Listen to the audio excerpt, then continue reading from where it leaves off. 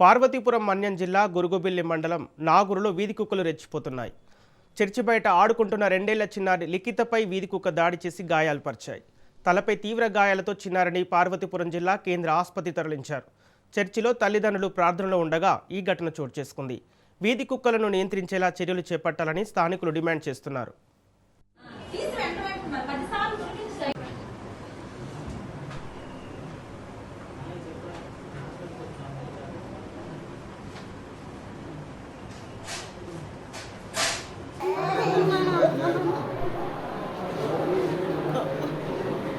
మామూలుగా చలాకి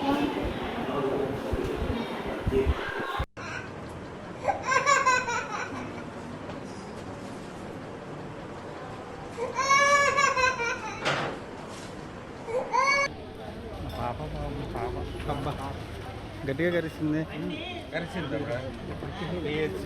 రావాలి సార్ వెళ్ళారా అక్కడ నుంచి రెఫర్ చేస్తారా